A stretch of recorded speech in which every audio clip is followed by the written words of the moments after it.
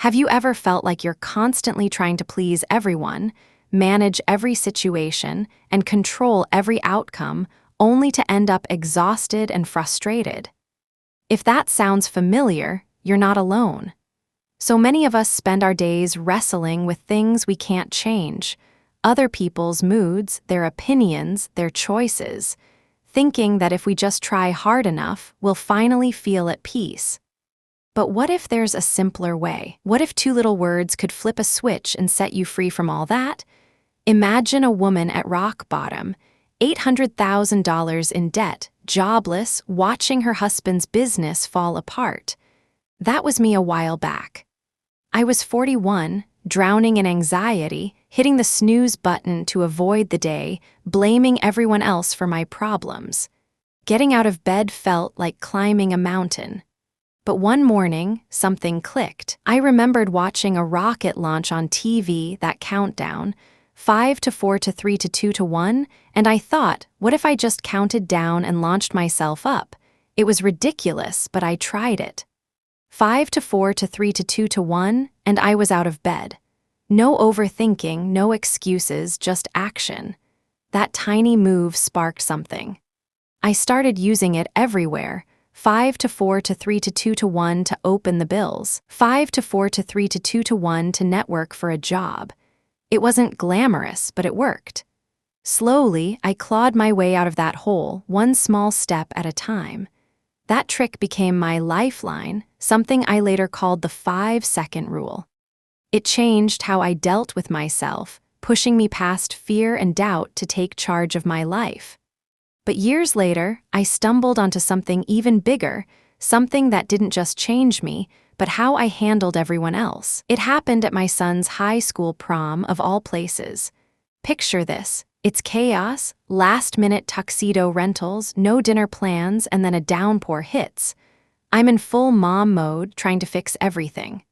I'd made this gorgeous corsage for my son Oakley's date, even though he insisted she didn't want one. I brought it anyway, thinking I knew best. We get to the pre-prom photos, and there's his date, already wearing a corsage she made herself. I pull mine out, and Oakley's mortified. She awkwardly puts it on her other wrist, and I feel like shrinking into the ground. Then the rain starts, and the kids, 20 of them in fancy clothes, have no dinner reservation. I'm frantically Googling restaurants, yelling to the other parents about pizza delivery when my daughter Kendall grabs my arm. She looks me dead in the eye and says, "Mom, if Oakley and his friends want to go to a taco bar for pre-prom, let them. Let them get soaked. Let them ruin their sneakers. It's their prom, not yours. Just drop it. Let them." Those two words hit me like a thunderbolt. I'd been stressing over something that wasn't mine to control. Why was I so worked up about their dinner plans, their shoes, their night? I softened, handed Oakley $40 for tacos, and watched him run off into the rain with his date, mud splashing everywhere. And you know what? It was kind of adorable. That moment stuck with me, and within a week I was saying let them to everything.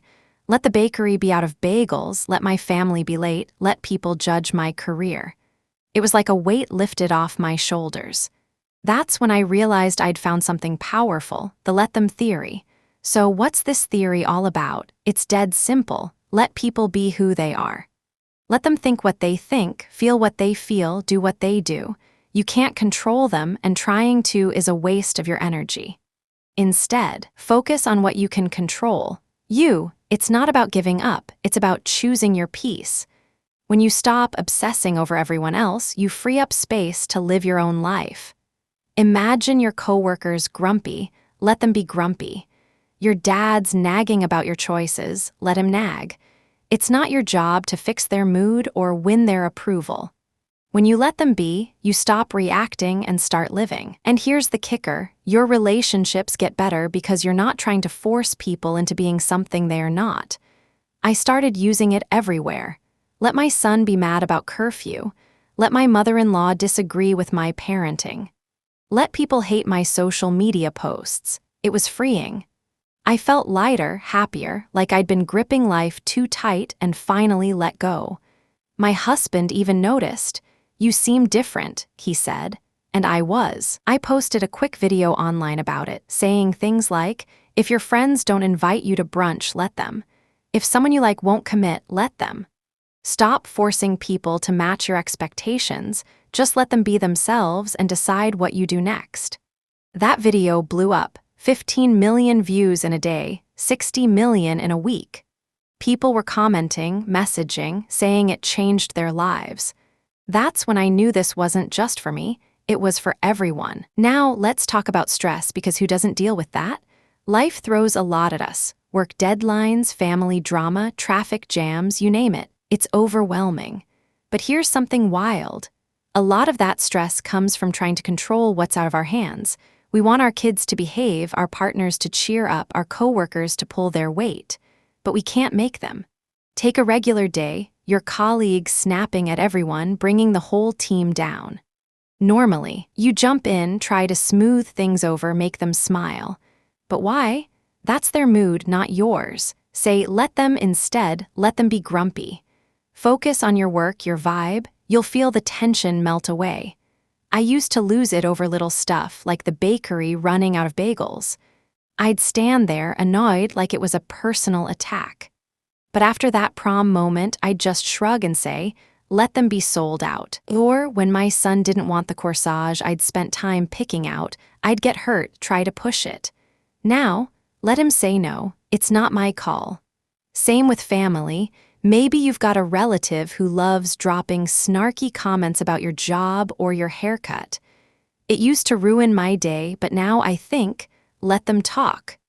Their words don't change who I am or what I'm doing. Research backs this up too. Studies show that trying to control uncontrollable situations spikes your stress levels. Letting go cuts it down fast. This doesn't mean you ignore real problems. If it's your kid failing school or your spouse blowing the budget, yeah, step in, that's in your lane. But the stuff you can't fix, let it be. I remember one morning, stuck in traffic because of construction, fuming in my car. Then I said, let them do construction. Suddenly, I wasn't mad anymore. I turned up the radio and chilled out. It's like giving yourself permission to stop fighting battles that aren't yours. You reclaim your energy for what matters, your goals, your peace, your life. What about what other people think of you? That's a big one. We're wired to care. Will they like me, approve of me, respect me? It's exhausting. I spent years twisting myself into knots over it. Like when relatives didn't get why I ditched law to speak and write, they'd make these little digs and I'd feel small. I'd try to explain, win them over, but it never worked. Then I started saying, let them think what they want. Their opinions don't pay my bills or live my life. It's not about being cold, it's about knowing their thoughts don't define you. Picture this, you post something online, a photo you love, and someone leaves a nasty comment. Old me would have obsessed over it, maybe even deleted it. Now, let them hate it, I like it, and that's enough. Or maybe you're scared to try something new, a job, a hobby, because people might judge you. Let them judge. I used to stress about folks criticizing my career switch, but once I let that go, I could breathe. I started living for me, not their approval. It's wild how much power you give away when you're chasing everyone's okay. When you let them think whatever, you take it back. And funny enough, people often respect you more when you stop caring so much. It's not easy at first, we're built to want that nod from the crowd. But try it next time that worry creeps in. Say let them and watch how it shifts. I had a moment once where I shared a big idea with a friend and they brushed it off. It stung, but I thought, let them not get it. I kept going anyway, and that idea turned into something huge. Their doubt didn't stop me, it was just noise. You've got to live your truth, not theirs. Relationships are another place where this theory shines. Friendships, romance, all of it. We spend so much time trying to tweak people, make them act how we want, feel what we expect. But that's a losing game. Take friendships, maybe you've got that one pal who's always late. Drives you nuts, right? You nag, you hint, you wait around annoyed. But what if you just let them be late? Plan around it, show up when you want, and let them catch up. It's not about tolerating disrespect. If they're crossing lines, that's different, but accepting who they are. I had a friend like that, and once I stopped fighting it, we got along better. No more resentment clogging things up. Some friendships fade too, and that's okay. People drift, life changes, priorities shift. I used to cling, try to force those bonds to stay tight. Now I say, let them go. It's not failure, it's natural. Letting go opens space for new connections that fit who you are today. In romance, it's even deeper. Let your partner show you who they are, not who you wish they'd be. If they're not stepping up, not matching your effort, let them be that way. Then you decide, stay or walk. It's about seeing reality, not chasing a fantasy. Every ending, tough as it is, can kick off something better. I've watched folks bloom after letting go of relationships that weren't right. It's not quitting, it's choosing you. When you let people be themselves, you stop forcing square pegs into round holes. Your connections get real, not strained. I had a buddy who'd cancel plans last minute. Used to bug me, but I started saying, let them cancel. I'd make my own fun, and when we did hang out, it was chill, no grudges. In love, I've learned to let my husband be him, grumpy days and all. I don't poke at him to cheer up, I let him ride it out. Our bond's stronger for it, no pressure, just space. Comparison's another sneaky thief. Ever look at someone's success and feel like you're failing? I did that a lot when I was broke, watching friends climb while I sank. It ate me up. But the let them theory flips it. Let them have their wins. It's not your loss. Instead of stewing, use it, let it push you. See someone crushing it at work? Let them shine, then ask, how can I step up my game? It's not about beating them, it's about growing you. I stopped envying and started learning. Someone's big win became my nudge to move. Comparison's only a killer if you let it drag you down. Let them succeed and let it light a fire under you. Trying to change people, oof, that's a tough one. You've seen it, the friend who won't quit a bad habit, the sibling stuck in a rut. You push, you plead, you fix, and they don't budge. People only change when they're ready. Let them be on their path. You can't drag them along yours. I've tried pouring energy into saving folks who didn't want it. Wasted time. Now I say, let them figure it out. Offer a hand, sure, but don't carry them. I had a loved one struggling, and I used to jump in, rescue mode on. Didn't help, sometimes they sank more. Stepping back, letting them wrestle it out, was harder but smarter. They grew when they chose to, not when I demanded it. Influence works better than force. Live your life well, and they might catch on. I've seen it. You get fit, chase your dreams, and suddenly they're asking how you did it. Let them come to it. It's their call, not yours. That shift from fixing to letting frees you up. You're not the hero of their story, you're the lead in yours. So, here's the heart of it. This theory's about taking your power back. You've spent too long tangled up in what others do, say, think. Let them be, it's not your load. You can't stop traffic or rude strangers or judgmental ants, but you can stop letting it run you. Every time you say let them, you're saying let me. Let me chase my dreams. Let me build my life. Let me choose my peace. As I've learned, you can have it all, the career, the love, the joy, if you let yourself. No one's holding you back but you. Think about it, all those mornings I didn't want to get up, I did anyway. 5 to 4 to 3 to 2 to 1, and it built a life I'm proud of. Then I added let them, and it cleared the noise, gave me room to breathe, to focus, to soar. You've got that power too.